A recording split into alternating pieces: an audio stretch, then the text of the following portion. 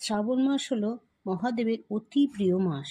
এই মাসকে মহাদেবের মাসও বলা হয়।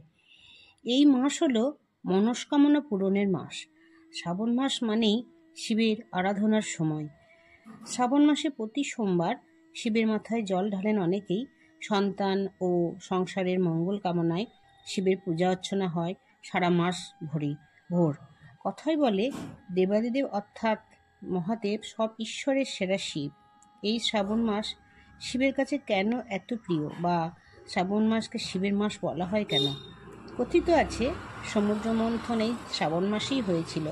সমুদ্র মন্থনে উত্থিত হলাহল বীজ থেকে পৃথিবীকে রক্ষা করার জন্য স্বয়ং মহাদেব সেই বিষকে কণ্ঠে ধারণ করেছিলেন, আর তার প্রভাব মহাদেবের কণ্ঠ হয়ে উঠেছিল নীল। অনেক মহত্বপূর্ণ। আবার অনেকে বলেন এই শ্রাবণ মাসেই মহাদেব তার শ্বশুরবাড়ি মর্তে নেমে আসেন, যেখানে তাকে অত্যন্ত ভক্তি ও ভালোবাসার সাথে আপ্যায়ন করা হয়ে থাকে এবং তাকে সন্তুষ্টি করার জন্য অনেক চেষ্টা করা হয়।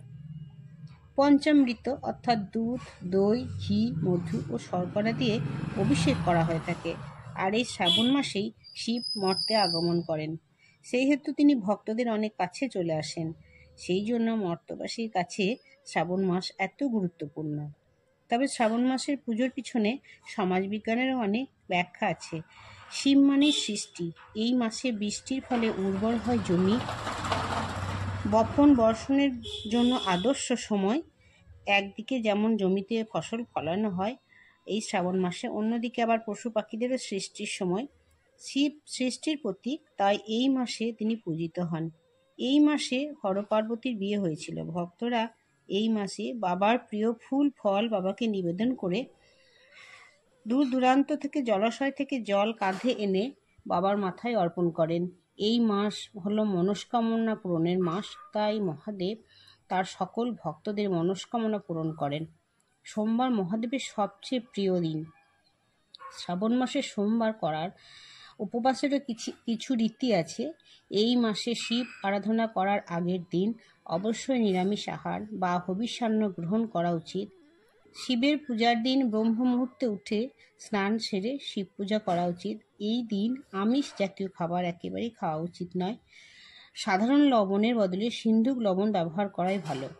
শ্রাবণ মাসের প্রথম সোমবার মহাদেবকে এক মুঠো আতপ চাল, দ্বিতীয় সোমবার এক মুঠো তিল, তৃতীয় সোমবার এক মুঠো মুগ ও চতুর্থ সোমবারে এক মুঠো যব অর্পণ করতে পারেন।